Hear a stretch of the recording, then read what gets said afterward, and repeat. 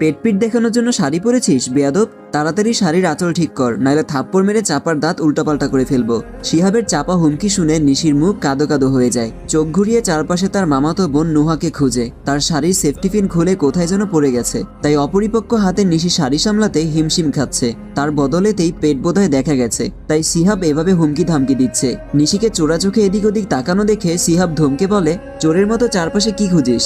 নিশি আস্তে করে বলে, ওই নুহাকে খুঁজি। শিহাব ভ্রুকুঞ্জন করে বলে, কেন, তোর মতো নেহাকেও পেট দেখানোর প্রতিযোগিতায় নামাতে চাস নাকি? থাপ্পড় খেতে না চাইলে তাড়াতাড়ি ঠিক কর বেয়াদব মহিলা। নিশি যদি এখন বলে যে সেফটি পিন হারিয়ে ফেলেছে, তাহলে ধমকে অবস্থা রফা দফা করে ফেলবে। আবার যদি শাড়ির আঁচল ঠিক না করে, তাহলে এই জল্লাদ পুরুষ সত্যিই কখন থাপ্পড় মেরে দেয় তার বিশ্বাস নেই। নিশি জিভ দিয়ে ঠোঁট ভিজিয়ে বলে, শিহাব ভাই, আমার শাড়ির সেফটি পিন কই যেন খুলে পড়ে গেছে। সিহাবের কপালে বিরক্তিতে ভাঁজ পড়ল। চোয়াল শক্ত করে বলল, তোর মতো বলদের থেকে এর চেয়ে বেশি কি আশা করা যায়? আয় আমার সাথে। নিশি হুট করে বলল, কোথায়? সিহাব যেন দ্বিগুণ তেতে উঠেছে। কোথায় মানে? আঁচল খুলে নাচানাচি করার ইচ্ছা আছে নাকি? রাবিশ মেয়ে কোথাকার। সিহাব নিশিকে নিয়ে কমিউনিটি সেন্টারের একটা ফাঁকা জায়গায় বসিয়ে দিল। 10 মিনিট বস, এখান থেকে এক পাও এদিক ওদিক করবি না। এসে উল্টাপাল্টা দেখলে পা ভেঙে গলায় ঝুলিয়ে দেব, মনে থাকবে? নিশি সাথে সাথে ঘাড় কাত করে বুঝালো, মনে থাকবে। সিহাব দ্রুত পায়ে বেরিয়ে গেল।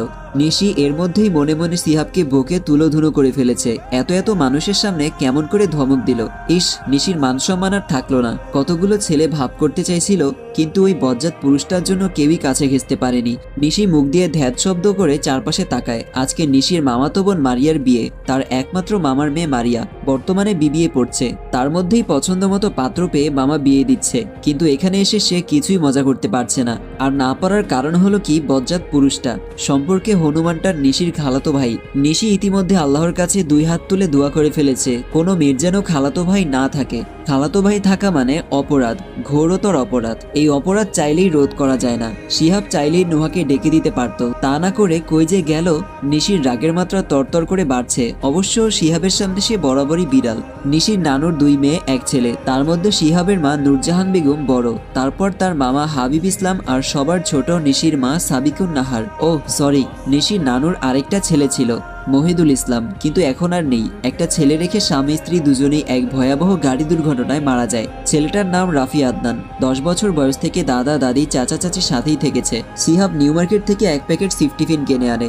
রাগে তার কপালের রগ ফুলে উঠেছে। নিশি এতটা কেয়ারলেস কিভাবে হতে পারে? ওই ছেলেগুলো কিভাবে দেখছিল ও কেন বুঝতে পারে না? নাকি ঝাঁকে ঝাঁকে ছেলেদের বেসামাল করার দায়িত্ব নিয়েছে? ওফ, সিহাব আর ভাবতে পারে না।